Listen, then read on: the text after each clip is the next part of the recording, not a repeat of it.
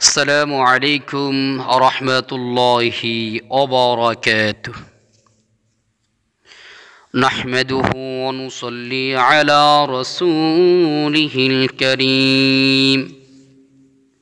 أما بعد فأعوذ بالله من الشيطان الرجيم. بسم الله الرحمن الرحيم. وننزل من القرآن ما هو شفاء ورحمة للمؤمنين. صدق الله المولانا العظيم.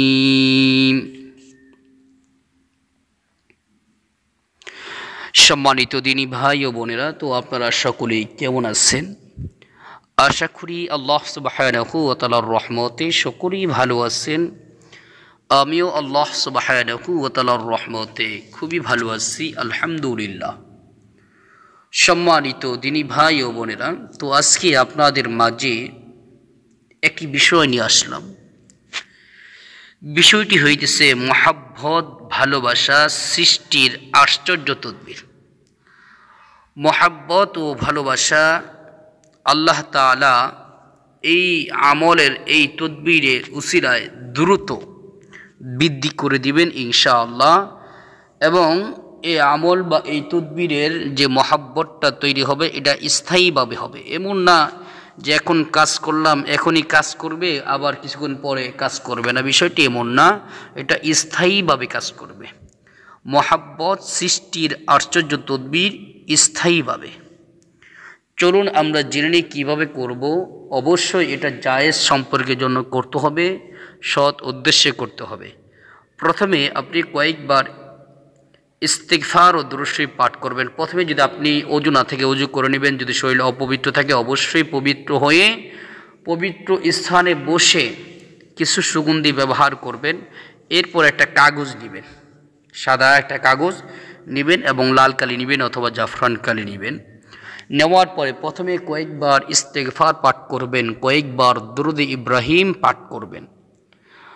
কয়েকবার দুরূদ ইব্রাহিম পাঠ করা হয়ে গেলে আল্লাহ তাআলার একটি গুণবাচক নাম ইয়া শাফিউ, ইয়া শাফিউ, আল্লাহ তাআলার এই গুণবাচক নামটি 11 বার পাঠ করবেন। ওই সাদা কাগজে ফু দিবেন। আবারও 11 বার পাঠ করবেন ইয়া শাফিউ, আবারও 11 বার পাঠ করে ফু দিবেন। আবারও পাঠ করবেন 11 বার ইয়া শাফিউ, আবারও ফু দিবেন। এইভাবে 11 বার করে, একবার পাঠ করবেন, একবার ফু দিবেন। এইভাবে করতে করতে মোট 11 বার করবেন। 11 বার পাঠ করে 11 বার ফু দিবেন। এইভাবে 11 বারই আমল করবেন, 11 বারই ফু দিবেন। আশা করি বিষয়টি বুঝতে পারছেন। এরপরে সাদা কাগজের ভিতরে আমি একটি স্ক্রিনে নকশা দিতেছি, সবাই খেয়াল করেন। এই নকশাটি জাফরান কালি দ্বারা লিখবেন। লেখে